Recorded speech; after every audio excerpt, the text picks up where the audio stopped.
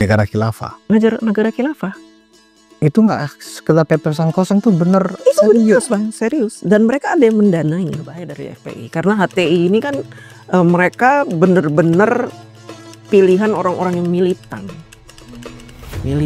Militan banget ini di HTI. Kalau FPI kan dia gerombolan preman-preman yang dipakein jubah. Sekarang yang lagi ormas gerakan rakyat yang di dalamnya ada Anies Baswedan. Nah itu orang-orang itu. Oh iya kan katanya mau Armin mau lagi mendirikan ormas. Oh ternyata ormas itu.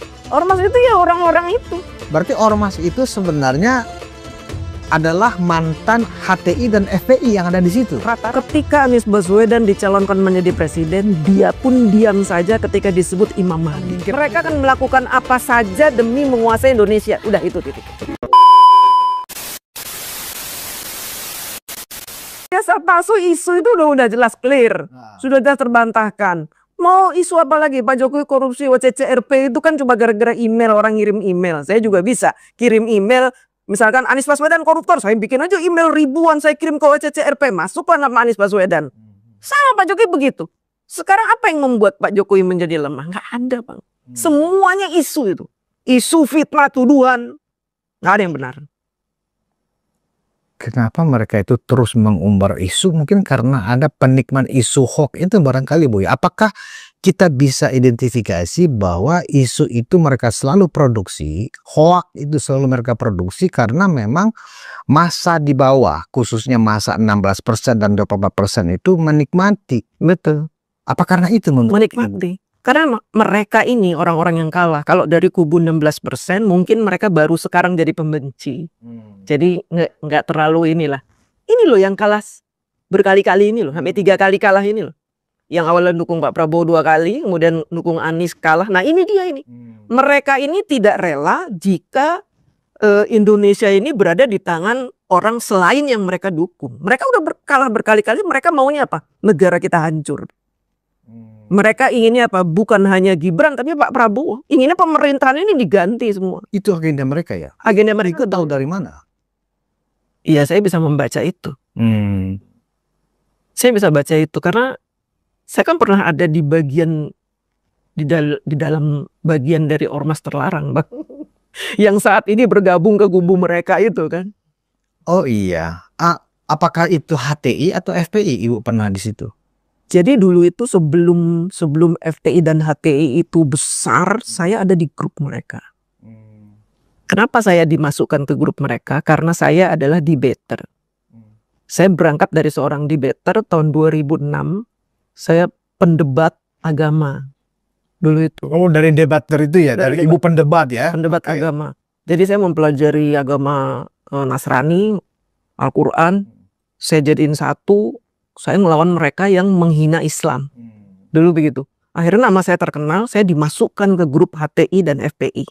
Dan emang Ibu sempat menjadi anggota HTI waktu itu? Bukan anggota, jadi saya memang dimasukkan ke situ. Dulu kan belum besar bang. Tapi tidak ada semacam baiat? Nggak ada baiat. Oh di HTI nggak ada baiat ya? Nggak tahu deh. Saya nggak tahu karena saya belum pernah dibaiat. Saya dimasukkan ke grup besar mereka. Jadi di grup itu tuh ada MUI. Oh ada MUI? Ada MUI, ada HTI, ada FPI, semua gabung jadi satu. Saya salah satu di situ sebagai debater yang paling keren lah saat itu.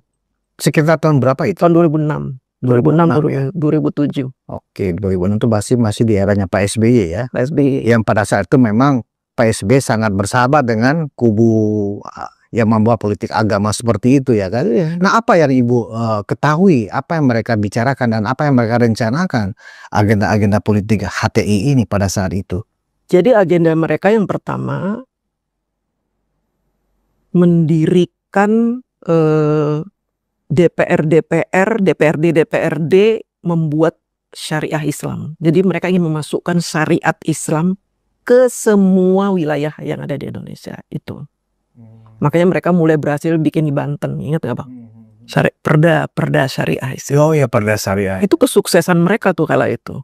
Kubu-kubu itu mereka bikin di Perda Banten. Kalau di Aceh kan mereka sudah aman lah. Di Aceh memang ini kan, memang syariat Islam kan basicnya, maka disebut daerah istimewa.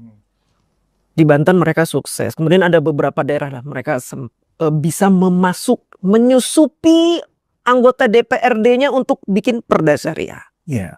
Mereka sukses. Dan ini rencananya kalau di tiap-tiap daerah sudah ada perda-perda syariah, mereka harus menguasai Indonesia. Jadi ini kecil-kecil dulu nyusupin. Apa tujuan akhirnya itu, Bu? Negara khilafah. Negara khilafah. Itu nggak sekedar pepesan kosong, tuh bener Itu benar, serius. Bang, serius. Dan mereka ada yang mendanai dari asing. Ada yang mendanai dari London. Oh, kalau dari London kan kantor pusat HTI kan memang di situ. Hizbut Tahrir kan memang kantor pusatnya di London. Nah itu dia. Dari situ mereka dibiayai. Kenapa HTI disuruh berfokus di Indonesia? Karena di Indonesia itu penduduk Islamnya terbanyak. Makanya dianggapnya lebih mudah untuk membuat negara ini ya seperti negara Islam gitu. Awalnya kan mereka orang-orang asing itu, Bang, mengira Indonesia itu kan negara Islam awal-awalnya. Bahkan saya pernah ngobrol dengan teman-teman itu, saya juga ada komunitas kan dengan teman-teman mancanegara itu. Oh, kamu itu di Indonesia itu negara Islam? Bukan. Negara republik, demokrasi dasarnya. Bukan Islam. Tapi kan itu negara umat Islam paling banyak, tapi kita bukan negara Islam. Nah, atas dasar itulah makanya orang-orang asing itu ingin HTI itu bercokol di Indonesia. Dan mereka udah banyak banget, Bang. Jutaan ada di Indonesia. Nah, ketika Pak Jokowi kemudian menganggap itu sebagai ormas terlarang, apa yang menjadi catatan Ibu DJ saat itu? Apakah artinya mengkonfirmasi iya wajar kalau ini dilarang?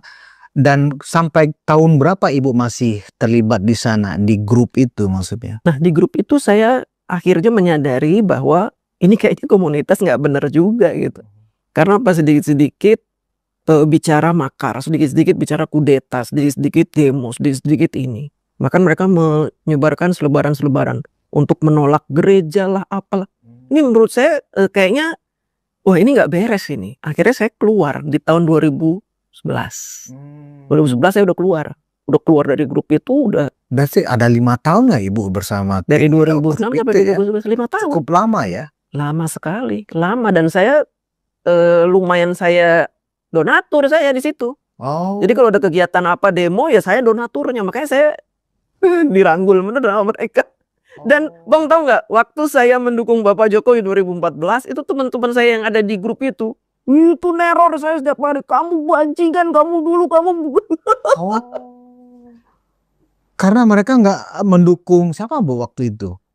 Waktu 2014 itu Prabowo. Prabowo. Hatta berarti ya? Hatta, iya. 2 periode mereka mendukung, Pak. Karena PKS di situ. Karena ada PKS. Kan PKS itu partai yang mengakomodir mereka. HTI ini. HTI dan FPI. Yang berbahaya menurut Ibu HTI atau FPI, Bu? Bagi kepentingan demokrasi kita, bagi kepentingan ideologi kita. Dua-duanya bahaya. Dua-duanya bahaya. Cuma kalau HTI ini lebih berbahaya dari FPI. Karena HTI ini kan mereka benar-benar pilihan orang-orang yang militan. Militan banget ini di HTI. Kalau FPI kan dia gerombolan preman-preman yang dipakein jubah. Oh, bedanya di situ. Bedanya di situ. Kalau HTI benar-benar militan, benar-benar muslim yang taat, yang militan, yang dicuci otaknya setiap hari, itu HTI. Kalau FPI ada keinginan juga negara khilafah gak, Bu? Ya sama. Sama juga. Karena orang HTI juga ada di FPI kan. Oh. Kan mereka dulu ada FUI namanya. Iya FUI ya. Ingat. Banyak Bang dulu ormas-ormas Islam itu mereka jadi satu. Nah, kalau kita lihat salah satu bahkan sebagian besar ya orang-orang yang terkait dengan ijazah palsu ini, ya kan, bahkan salah satu pengacara mereka itu kan jelas-jelas tuh orang HTI ya, Ahmad Kosinudin itu. Apakah mereka sekarang ini memang sedang memanfaatkan kendaraan ini lewat Roy Suryo sebenarnya? Iya. Bagaimana Ibu membacanya nih? Ketika Ibu paham bahwa HTI itu sejelek itu memang niatnya, artinya kan niat dia kan memang sudah bisa dianggap itu niat yang dari dirinya sendiri itu sudah ada niat makar. Iya kan? Iya. HTI itu kan begitu. Iya. Ingin merubah konstitusi. Betul. Ingin merubah dasar negara. Iya. Menjadi negara Islam. Kan begitu. Bahkan mengharamkan Pancasila.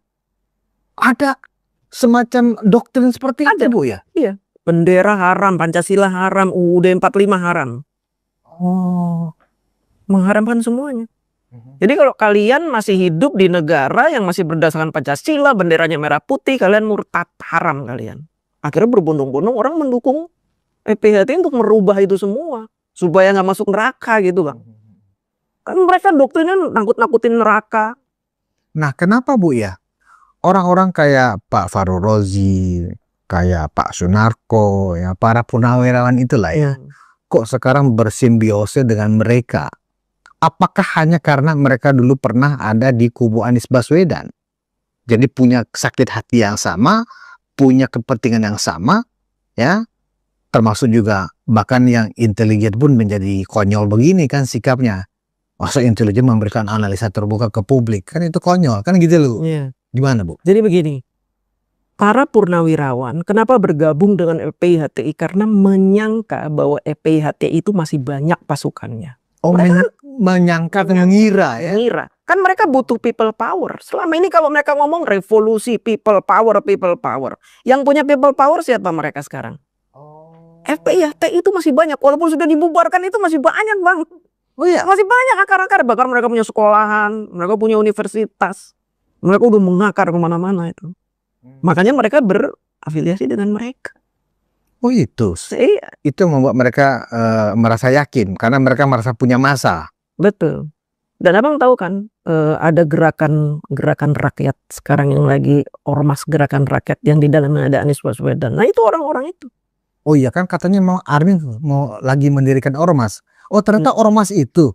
Ormas itu ya orang-orang itu. Berarti ormas itu sebenarnya adalah mantan HTI dan FPI yang ada di situ. Rata-rata. Berarti bisa dikatakan ormas yang akan didirikan Anies Baswedan ini adalah representasi dari ormas terlarang yang sudah dibubarkan Pak Jokowi. Betul. Apakah pemerintah akan mengizinkan seperti itu Bu? Walaupun mereka di atas kertas ya agar mendapatkan izin ya kan terdaftar dan seterusnya dari pemerintah, dasar negara Pancasila. Padahal itu hanya teks saja, tapi jiwanya Ibu yakin? Yakin saya. Itu kan hanya kulit aja. Mereka bilang gerakan rakyat lah apa namanya kan. Karena apa? Selama ini kan. Apa Bu nama ormasnya Bu? Gerakan rakyat kalau nggak salah. Gerakan rakyat.